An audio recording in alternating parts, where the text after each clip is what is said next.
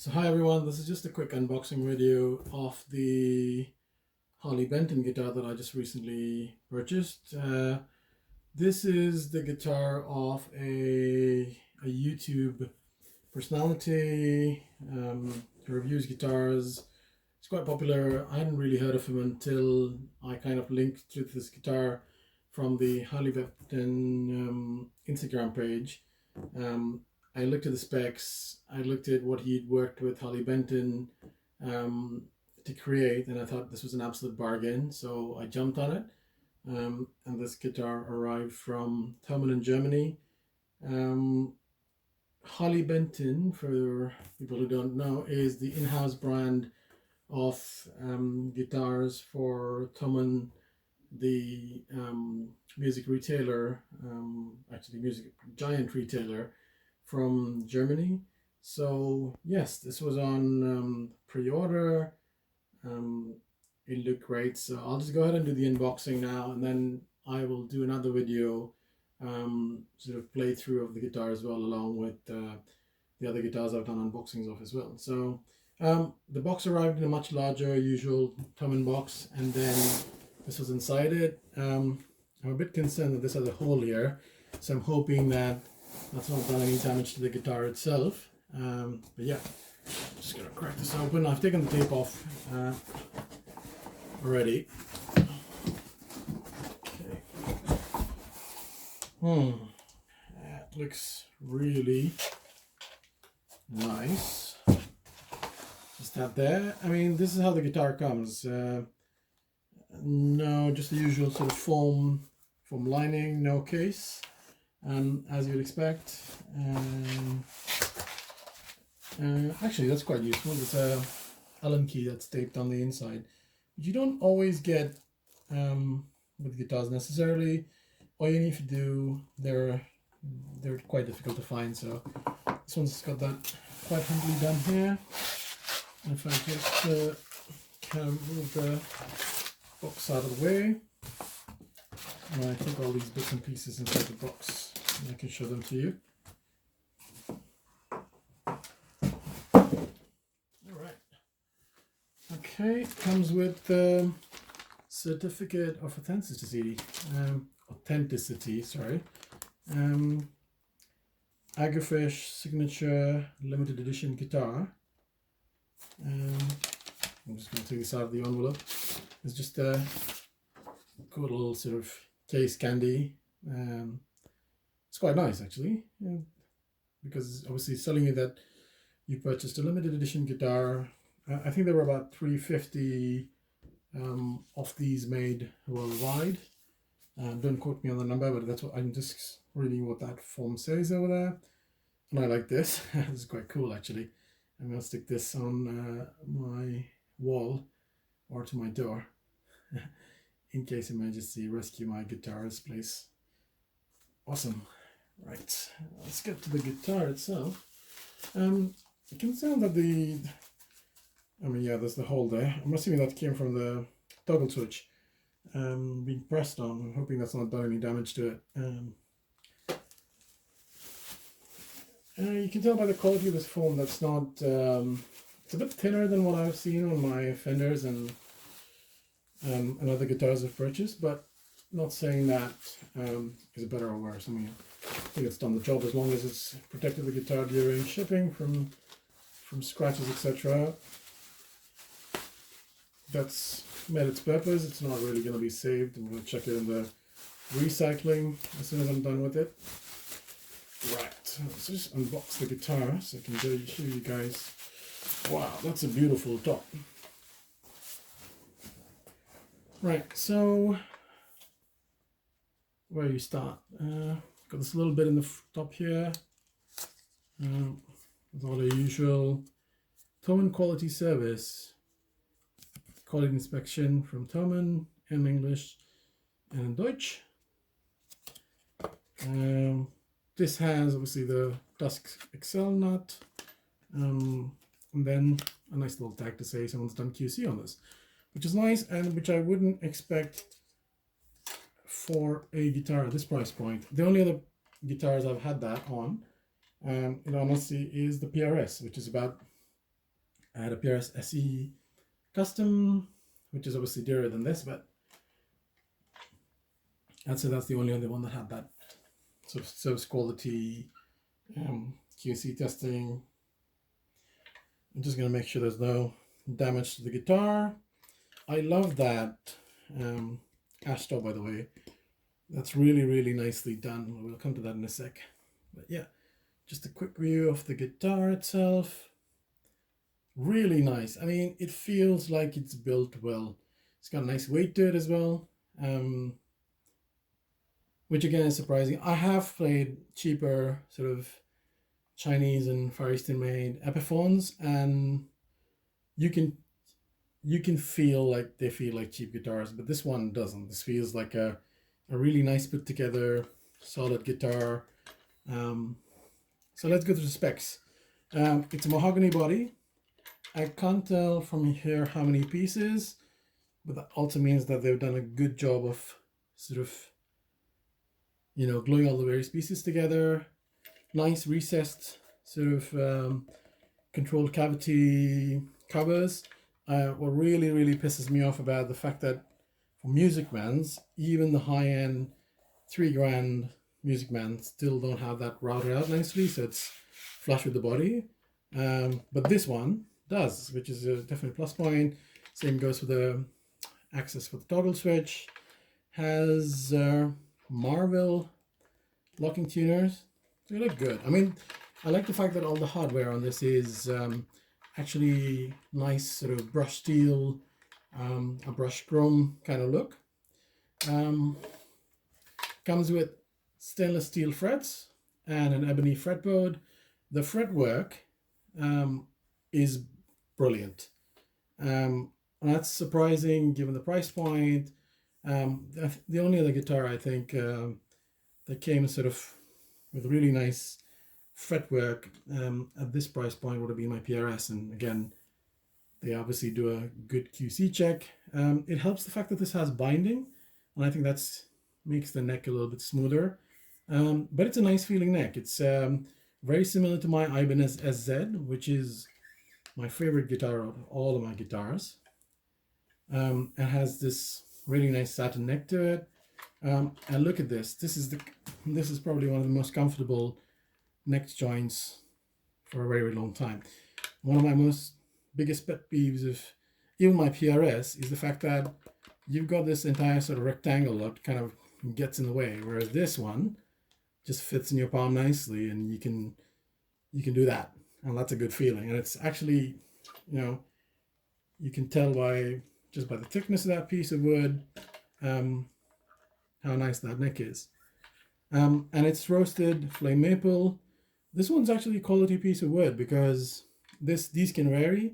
So it's got the flaming down here, not so much up here, and then a little bit up here, and then the volute, and then this is, I believe, Hunter's sort of YouTube channel logo. Correct me if I'm wrong.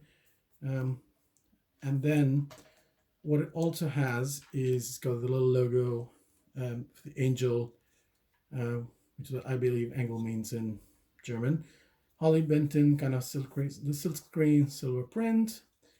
Let's look at the back here. Grover locking tuners. Again, I'm loving this sort of brushed chrome finish. I hate shiny chrome unless it's done well and it's good quality. Otherwise, it looks very cheap.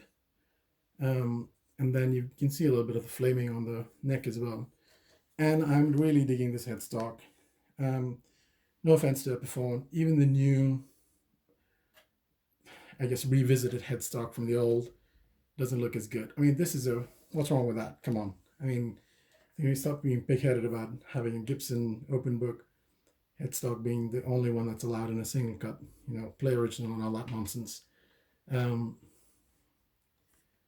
And there's a really nice ebony trussrod cover with the HB initials. Very nicely done. Yes, and I forgot to mention, it also has glow in the dark inlays. Let's see. What else? Stainless steel frets. I've never had a guitar with stainless steel frets, so I'll see how this fares, but I've had ones with brass frets. I'm not a professional musician, so I don't think I play enough to wear them out. I have my Ibanez guitar, which is the oldest one I have, which is nearly 16, 17 years old. No issues with the frets in that one. I've never had to take it in to get the frets redone or anything like that. So it's got a nice cream binding in the side, and then like a 3-ply binding, just like a Les Paul Custom. I have to say I really like the shape of this as well, because some, not naming any company names, can have single cuts that just look weird. Like you can tell that there's something off with the symmetry, but this is not. And this comes with a swamp ash or an ash cap on a mahogany body. I don't know what that does tonally to this guitar, but it looks really cool, and it's nice to have this other than just the standard box standard flame maple kind of thing that everyone's doing, or the spalted maple, which also looks really cool. But I like this. I think I've seen pictures of these where people have posted them. This one looks sick because it's almost like you can tell where the two pieces of would meet here that make up the top, and this almost seems like I was lucky enough to get one that was book matched. A book match essentially means that they cut a cross section of wood that when you open it out like a book, you get two sides that are sort of mirror images of each other. And that's a cool feature. That's a premium feature, may I add. And if you were to pay for a book matched PRS or Les Paul or any other custom guitar, you would be paying an arm and a leg for that feature. Not in this price range. I mean, a roasted maple neck, stainless steel frets, locking tuners, strap locks, recessed knobs, all of this stuff would cost you a lot of money if you went for a premium brand. But this is really, really well done. The knobs themselves are standard size speed knobs. They feel really smooth. Yeah, there's no... Sometimes you can get cheap knobs, there's a little bit of clicking because they haven't been, I don't know, greased properly or installed properly, with the cap rubbing against the top, but these are really nicely done. Can't complain. Good action on the guitar. I mean, I've had bought guitars from Thomann before, and they're flawless as far as the setup comes in. Let's see if this one's actually in tune. It is. That's surprising. It's traveled quite a bit from Germany and still in tune. Now, that's a good sign. Made in Indonesia. Just let's see, it's back there. Strap lock again.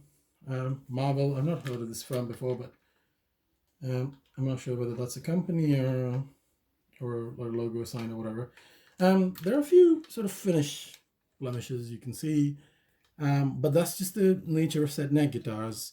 It's just building these things is an absolute bitch, as opposed to a bolt-on guitar where you've got a little bit more grace when it comes to sort of, if you cut out the pocket size properly, installation's a little bit easier. But when you're gluing things in, they can tend to. But I'm not fussed. I mean, there's I've had my these kind of sort of minor sort of paint issues even on higher end guitars. I was horrified. I saw a Gibson kind of Les Paul tribute in the Dawson store in the UK. And I picked it up and played it, and I looked at the finishing on the neck and just the finishing on just with the joints and the paint, and I thought, God, this is a 1,500, 1,200 pound guitar with rubbish finish. I mean, why would I pay money for that? But this is good. I mean, the neck is made up of obviously multiple pieces. Maybe you can tell in the camera, but it's still good quality, very clean where it matters. And otherwise, it's just nice to see the transition of paint. And I think it's also because of the fact that the neck is a roasted maple, body's mahogany. You'll have to have obviously somewhere that the paint ends. But yeah, overall finish is really nice. I did notice like a little ding on the top there. It's either just an indentation in the wood or something that's happened in transport, but it's barely visible. I mean, otherwise it's got a nice sort of curved top to it. A thinner body than a traditional Les Paul or PRS. They're about that much normally. and they tend to get very heavy. But this one feels really nice. Feels nice against the body. Nice pickups. I mean, just the way they look, at least. They remind me of my EMG headset that I have in my Ibanez. And obviously, when I plug in the guitar, I'll know what they sound like. They're the house brand, or a brand that Thomann uses, or Harley Benton uses for the pickups, is Roswell. They used to use Wilkinson for other previous guitars, but I'm not sure when they switched over, maybe because of consistency, or just trying a different brand that does better, maybe pickups. So I'll let you know how those are in my review. Nice toggle switch, works really well. I was afraid that because of the hole in the box, that this was going to be completely shattered. It looks like, and it's nice. It's solid. It feels good. It feels like a really well built guitar. So all I can say is, Harley Benton, well done. You've kicked even the Fender Mexico factory's ass as far as production quality goes. And also Thomann for doing the proper QC, because this is the first guitar that's ever arrived in tune, sort of ish. All right, that was it from me. I will post a full review of the sound, and just some pictures on my Instagram of the top and the guitar itself. But thank you for watching. Please like and subscribe. Leave any comments on any experiences you had with Harley Benton guitars and what they've been like. And I'll leave some sounds for people. This is a limited edition run. And I think he's going to do multiple of them, having sort of, kind of backtracked and looked through his videos post buying the guitar. There might be more of these coming out if you're lucky. If not, if you see a limited edition Harley Benton, they're decent guitars, and I'll be surprised if they don't start giving some of the bigger brands a run for their money as far as the quality and materials that are being used. But yeah, it's great. Right, thanks everyone for watching, and I'll upload a video of the sounds at a later date. Thank you.